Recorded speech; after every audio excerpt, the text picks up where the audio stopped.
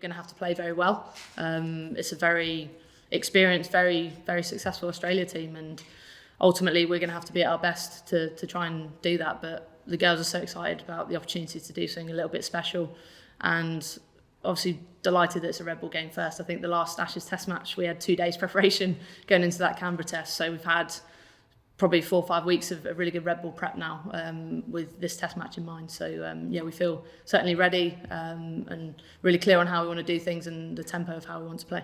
The Ashes series is one that, as you're a kid growing up, it's one you want to be a part of, and for us it encapsulates all 3 formats, which sort of brings me into the game a little bit more, which is great. But they're just a really great opponent. We know one another really well. I think for the first time there's probably a sense of unknown about both sides. It's sort of like the next gen banging on the door and giving us a glimpse into what the Ashes series could look like for the next 10 years moving forward, which is really exciting. But look, I can't wait for the atmosphere. I think what an amazing time to be a female athlete over here in the UK with the support that's I can see and I can feel. So for us as an Aussie group, we're relishing that and excited to be here in the contest. And we're going to need that crowd behind us. You saw how the guys got the crowd at Edgbaston behind them, and what an atmosphere it was going there for one of the days. But I think obviously to beat this very good Australian side, we're going to need all the help we can get. So as much as we can maximise home advantage and get the crowd on side early, hopefully with how we want to play our cricket, we're going to try and maximise that if we can.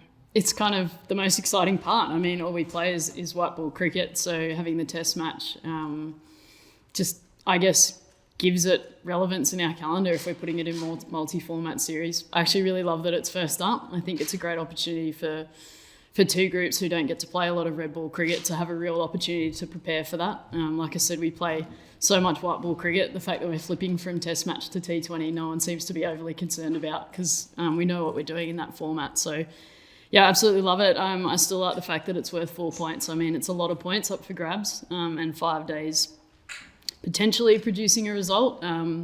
It could dictate the way that the white ball series goes, but I think it's great. I mean, we come here to win the big moments and win the big matches, and this one, to get 4 points up early as an Aussie side would be a nice building block.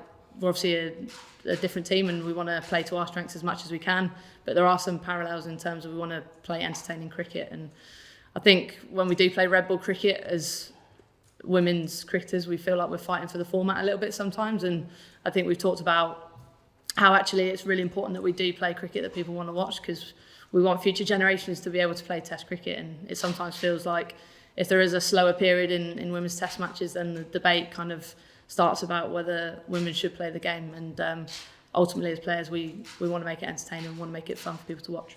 5 days ultimately could present a result, but I mean, there's draws in 5-day men's games as well, so we can't really assure of that. I think over time, if women's cricket, Test cricket, does become more popular on the calendar, I think there's certain nuances to our game that are slightly different to the men, and how you prepare a wicket for a women's Test match might be a little bit different, and that'll probably become clearer with more and more cricket on the calendar as to how that might look to potentially get a result. We're obviously not as big as the blokes, and we don't make as many marks on the wicket, so we might just have to have a little creative think about how we can make that happen. But 5 days here, it could be really interesting. It's probably just a mental battle, and it could be a bit of trench warfare at times, but I think we're willing to see how that goes. What a big moment for Lauren Filer in England debut, the Test debut too. Why have you gone for her? Yeah, hugely exciting for her. We've gone for her because we think she's a real impact bowler. I guess she's a bit of an unknown, but she bowls wicket-taking deliveries, and for me, she's, if not the quickest, one of the quickest in the country, and she gets bounce, and she's got skills, can move the ball both ways, and ultimately, we need a team that's going to take 20 wickets, and we feel like she gives us that little bit of an impact bowler. She can bang the ball in as well. There's not been many people queuing up to face her in the nets, but really excited for her to see how she goes. And Danny White, 245 white ball games, but a first Test debut with Samuel Apashita. Yeah, 2 very contrasting Test debuts, aren't they? She's really chuffed. I think probably at one point Danny probably felt like she was never going to get a Test cap, but we've picked her because we want her to play exactly how she does in the middle order in ODI cricket. She's one of the best players and the best attackers of spin in the world game for me, and she makes it very tricky to set fields to having played against her, in a 2-day warm-up game. yeah, makes it very tricky and scores in quite unusual areas. So that's exactly how we want her to play, how she does in white ball, have a little bit of a counter punch and use her experience there as well. And how are you feeling about this stint as the captain?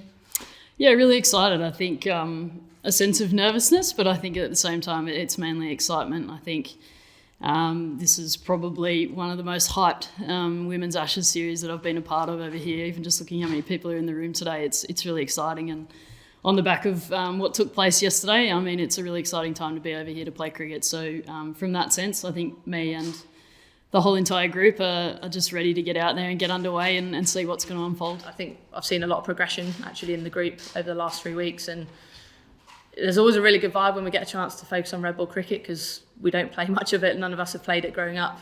And there's that real growth mindset in the group to try and learn off each other, try and develop and try and get ready for obviously what we've got to come. But yeah, it's been really good. Obviously the Duke's ball as well, getting used to that. It moves a lot more and for a lot longer in English conditions than the white ball does. So prepping that, and for me, like, it's getting your mentality right. I think that's so important. Like Test cricket is a mental challenge. You have to do things for a lot longer and hold your nerve in certain situations, and obviously adapt to what's in front of you as the game changes and conditions change. So yeah, it's been very beneficial, and the group's actually really loved being able to have that time. Oh, look, it looks a pretty good batting wicket from above. I get to have a little further look today, but with a little bit of patchy grass, it wouldn't surprise me if the ball does a little bit. But at the end of the day, I think it's gonna suit the batters out there, and we'll just have to adapt as we go with the ball.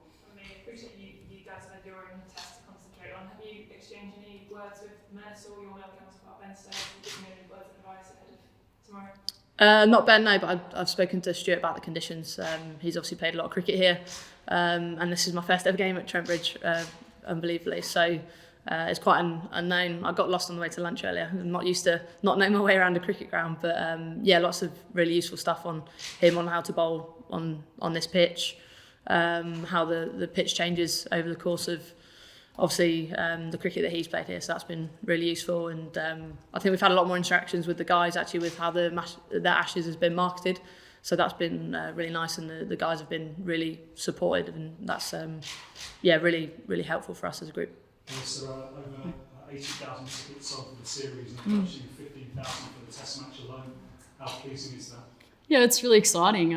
I mean, I think I've been to Trent Bridge once before, but I just think we remember how amazing it was to watch a game of cricket here, and it's great to see that the locals are jumping in and wanting to be a part of it. So, like I said before, I can really feel it. It's a real buzz about sport and about women's sport in particular over here at the moment, and just my experience from the 100 last year shows, how quickly it's growing. So it's really exciting, and like I said, we know we've got it all against us, whether it be the conditions or the crowds, and it's something that we're really excited for. And obviously the start of the men's Ashes has been epic. What are your thoughts on the two Ashes series running in tandem, and what kind of fireworks are we going to see tomorrow?